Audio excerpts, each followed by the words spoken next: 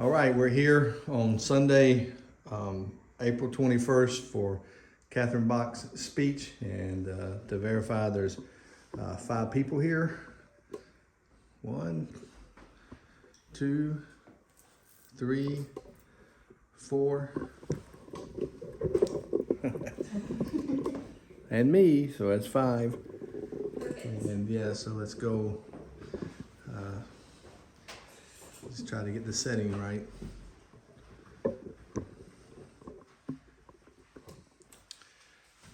And the TV isn't quite working today for my PowerPoint, so I do have my computer here with me. So thank you for your cooperation and patience with that. So my speech is on negative effects of social media. It's my persuasive speech.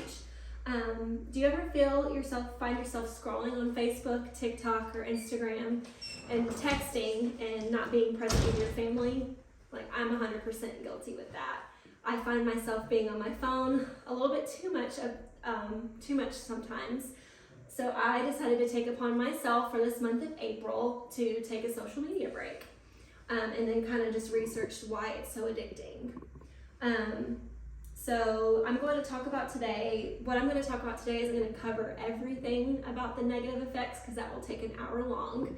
But I just kind of found some main points that stuck out to me, why it's so effective of addiction and how it's kind of prevents or kind of affects your mental health as well. But first I'm going to jump into where social media started and where it came from.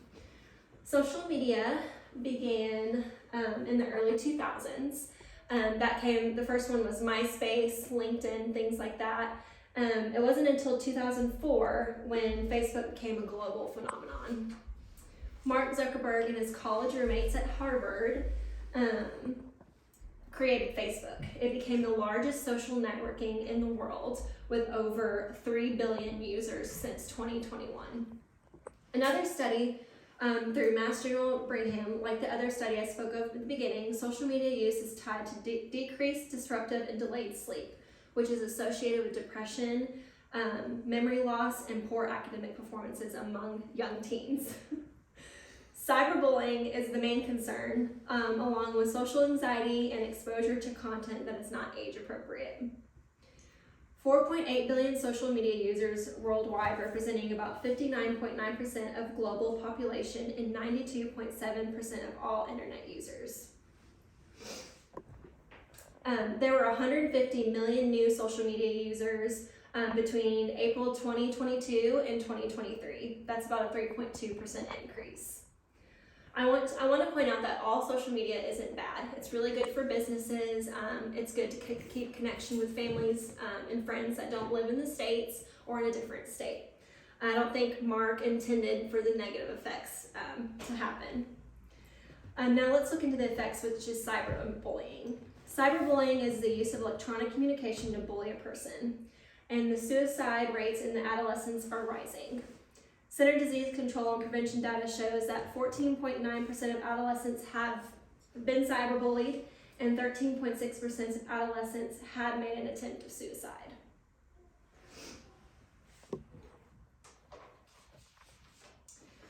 And this kind of hits a little close to home just because I have 2 young kids. They're not quite ready for social media, but I know they're going to ask for social media one day. I'm very thankful that I didn't grow up with social media. It wasn't a big thing until I was about middle school when MySpace kind of first happened, but it really wasn't popular when I was in high school until the iPhones became a thing. Now let's look into social anxiety. It's all about how many likes you get on a post or things that you share. You always are obsessed with how many people like your things. We are more aware of stressful events as well. I found that in TikTok, I've deleted TikTok multiple times just because of the videos that are being shared. I got really sad. There was nothing about like war and things that are happening to children, and it got really depressing, so I just decided to get rid of TikTok. It's good for recipes and things, but when it comes to just mental health, it makes you fearful of going outside. Like, is something going to happen to me? Just living in fear is a big thing.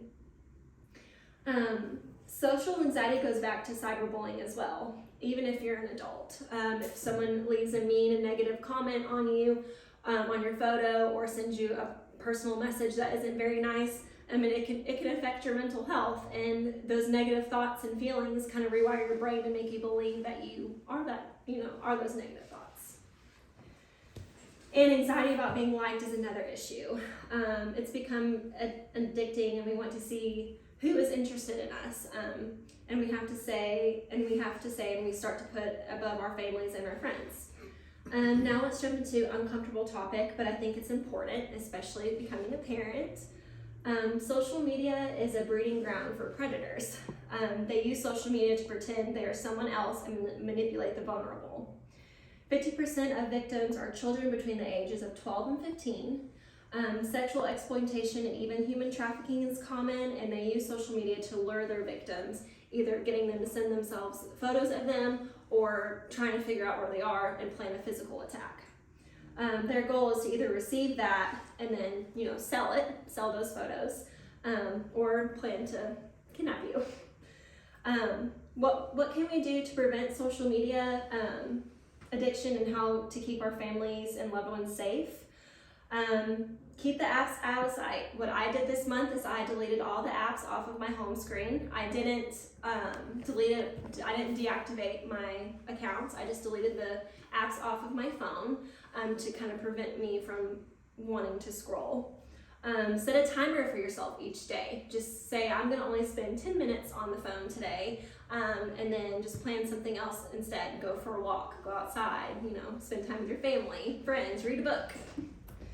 And then putting your phone away at dinner is a big thing. I feel like when you sit around a table with your family and discuss about your day, it's good not to have that type of distraction. And then when you're on social media, limit what you share. I'm very bad about checking in or setting my location. And then I'm kind of bad about just adding anyone just to see who it is. Just kind of limit yourself with that, and don't add just a random person, because you never know who they are and what they can take from what you share.